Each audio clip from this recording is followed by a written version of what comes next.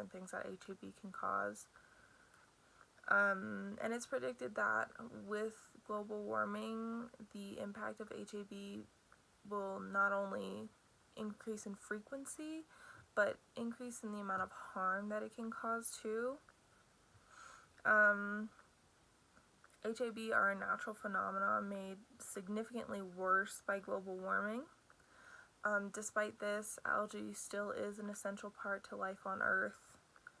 And we shouldn't even consider eliminating it, because without it we would ruin the planet pretty much.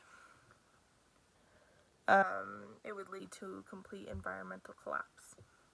So I'm thinking about this in relation to human existence, and it's a morbid thought, but I can't help to point out that all the things that have come to threaten humanity, HABs, viruses, all sorts of things, would not exist without people.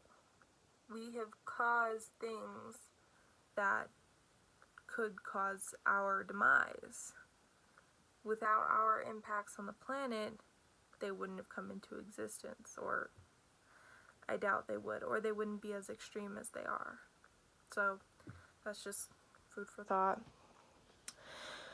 So part 3 of this book is about biodiversity and descent. Chapter 12 is the second chapter that I was assigned to present on, and it's called Nature's Pharmacopoeia. So I wasn't sure what a pharmacopoeia was, but I looked it up, and it's a list of medications or drugs with their effect and uses, usually in a published book. So thinking about that, before even reading the chapter, I thought about how, oh yeah, a lot of medications do come from natural places like plants and fungus and stuff like that, and that was literally how the chapter started. So something I found really interesting in the beginning of the chapter was between 1998 and 2002, 116 out of the 158 latest small molecule drugs approved by the US FDA originated directly from or conceptually from nature.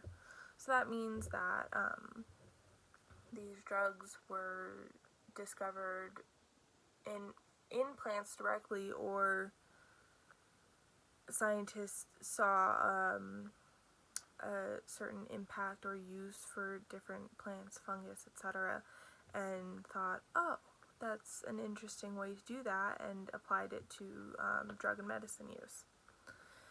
So people are constantly discovering beneficial materials in nature, but nature is also rapidly diminishing. So based on this thought, I started thinking about all the things that we will never know because we aided in its extinct before we were aware of its existence, and what are things that we're going to miss out on because we have valued things like oil production and money and deforestation over literally everything. What are things we're going to miss out on and suffer from because? I found a really great quote in this chapter that kind of goes along with that thought. And the quote was, "The library of life is burning, and we don't even know the title of the books." So that quote goes directly with what I was saying. You know, this planet has the answers and the keys to every question we may have and every need we may need.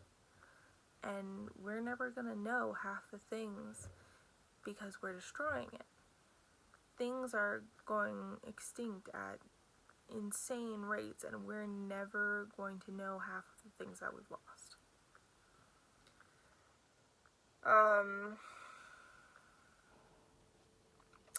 Humanity has overcome many deadly diseases through nature and through altering natural substances into a cure.